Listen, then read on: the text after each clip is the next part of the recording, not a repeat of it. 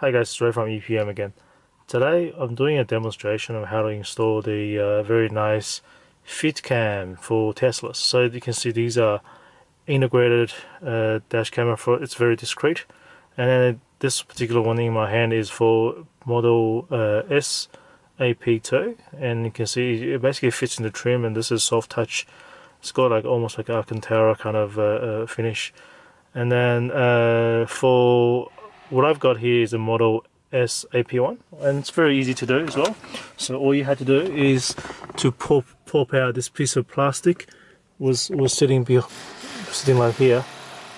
All right, someone's drilling in my garage for the Tesla charging, by the way. But let's bear with it.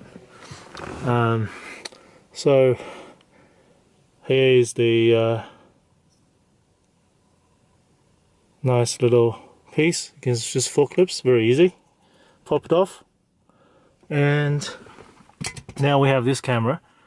Also such a lovely piece. That's for AP1, and this particular one you need to kind of just stick those 2 wires in.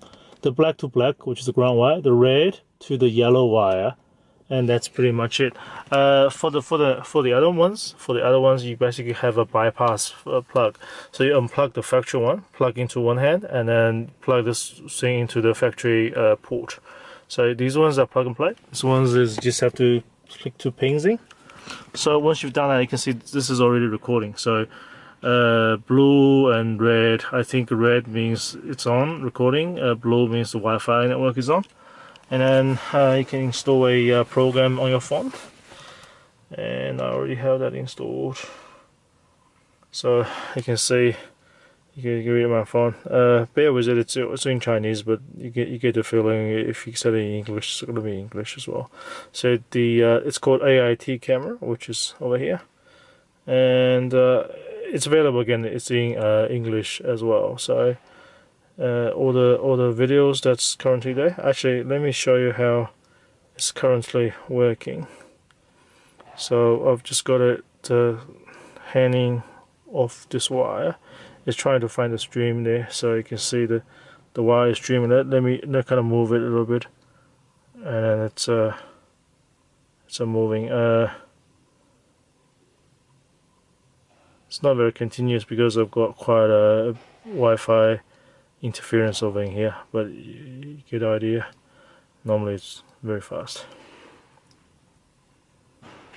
Okay, and then you can do the settings, camera settings, which I can change the again, if your phone is setting English, it'll be English.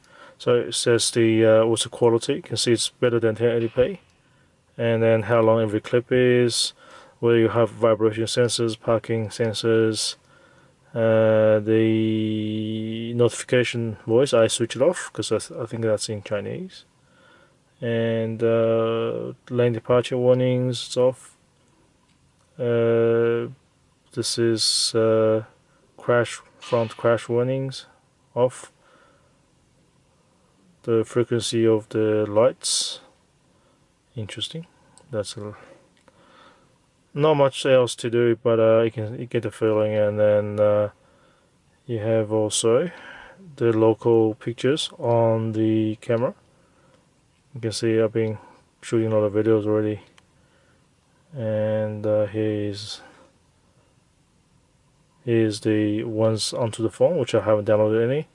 You can view this basically. If I for example just watch a previous video that's recorded, it says open. Let's see. So it's playing that. It's not moving because it wasn't moving. Okay, yeah, and then that's pretty much it. All you have to do is just put this thing back, and so that's the finished product. You can see basically it's sitting in front of the reverse mirror, and it's a quite big camera. It looks very cute. It's like a big eye looking at the road.